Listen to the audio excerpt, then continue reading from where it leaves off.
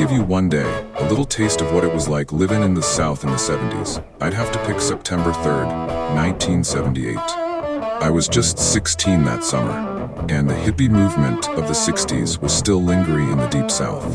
Commercial radio in those days was crankin' Southern rock, music that was born in Macon, Georgia, and Jacksonville, Florida. The pop music of the day really fit in with our Southern lifestyle.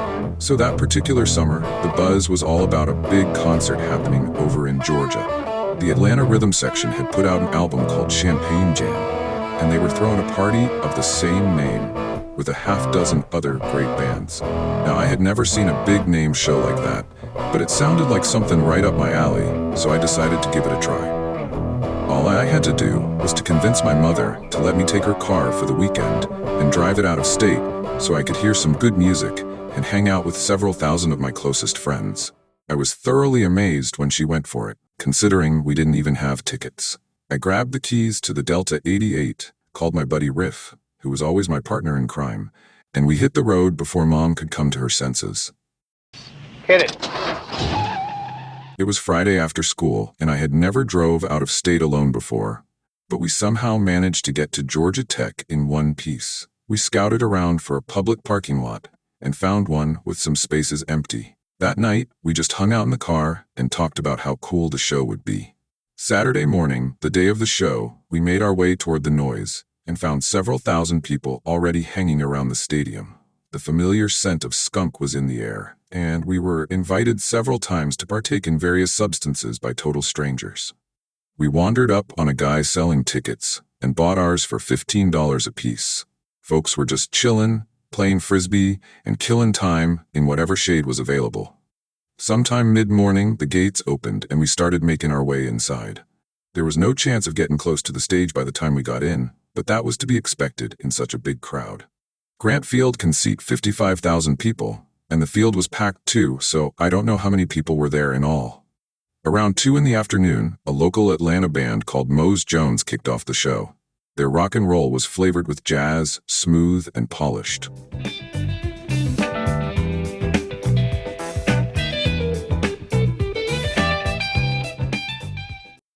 The second set was played by Eddie Money with his New York sound, not bad even for a Yankee. Third up was Mother's Finest, a great live rock band with a string of hits on the radio.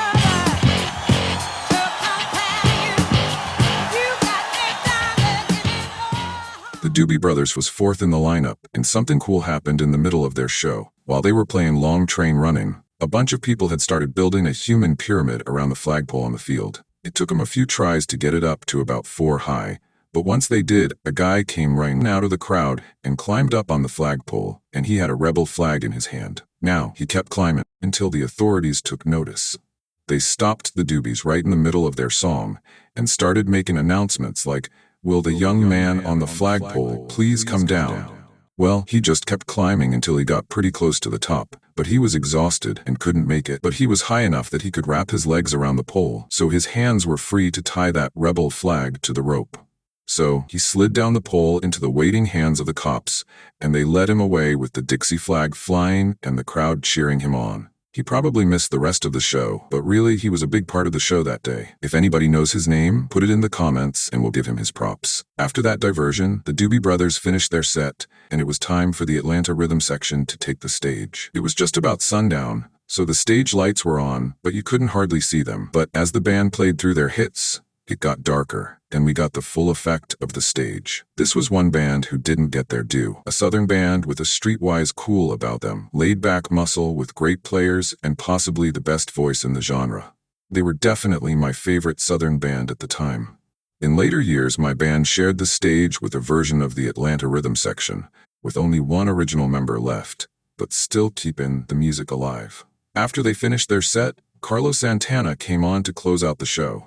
Now, I like Santana, but it had been a really long, hot day, and me and Riff started walking back to the car. I didn't realize how far away we parked, but I paid attention on the way back. Midnight in inner-city Atlanta, 2 farm boys walking 19 blocks while the music of Santana bounced off the buildings.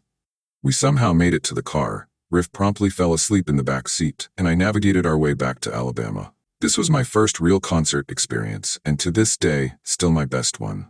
I went on to see all my favorite bands through the years, but I still say Champagne Jam 78 was the best. I still meet people who went to that show. Almost 50 years later, we're still talking about it. Let me know in the comments if you were there and how you remember it or what was your favorite show. Thanks for listening.